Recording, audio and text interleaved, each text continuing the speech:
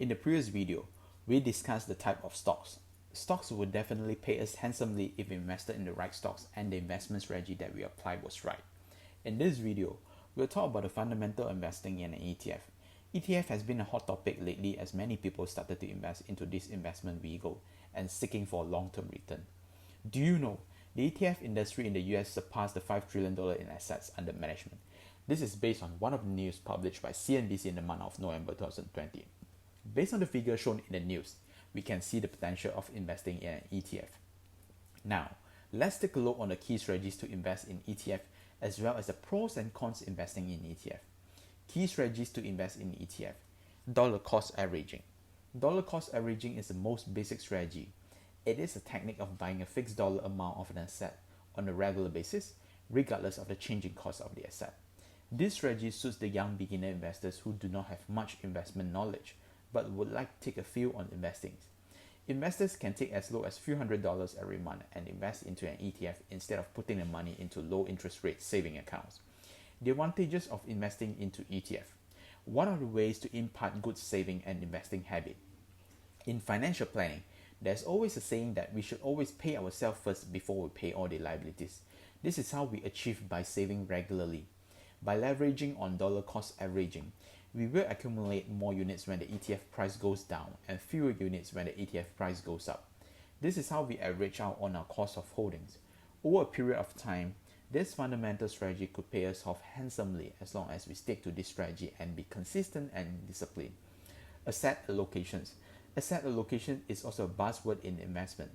It simply means allocating a portion of your money into different asset categories such as stocks, bonds, commodities, and even cash. With an ETF, it makes it easy to implement basic asset allocations depending on our risk tolerance and also the investment time horizon. In general, a young investor tends to be aggressive and also a risk taker.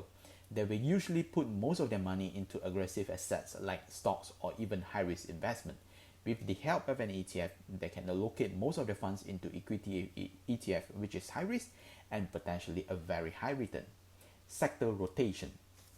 ETF also make it relatively easy for beginners to execute on sector rotations. Based on the various stages of the economic cycle, for example, with the current global COVID-19 pandemic going on, it makes sense to put our focus into biotechnology and even pharmaceutical sectors. The related companies are putting in focus to tackle the current pandemic, and it will definitely benefit such sectors and it will have a bright and long-term growth for these two sectors in general. ETF do have a wide range of sector focus, and to be more specific, we have different ETF that target different sectors like biotech, consumer, technology, and the list goes on. It really depends on the risk appetite and which sector that an ETF investor prefers. Pros of ETF. Diversifications of portfolio. We can diversify it by investing it into different assets, and it does give us the benefit of investing into an ETF with a basket of holdings. Transparency. The price activity can be searched anytime, and it is similar to the stock market where you get to see the price movement when the market opens. Tax benefits. Investors are typically taxed upon selling the investment, but mutual funds incur such a burden over the cost of the investment. Cons of ETF. ETF expense ratio may vary depending on the brokers. Therefore, it's important to check the expense ratio before investing. For example, Vanguard has a very low expense ratio of 0.03% yearly if you purchase S&P 500 ETF. Buyers for the ETF or liquidity. We may find it hard to liquidate or sell off some ETF. This is because some ETF are not traded frequently. Here you go on the basics of investing in ETF. The beginner investors out there, we must always ensure that we are well equipped with the fundamental knowledge and apply the right strategy when it comes to investing.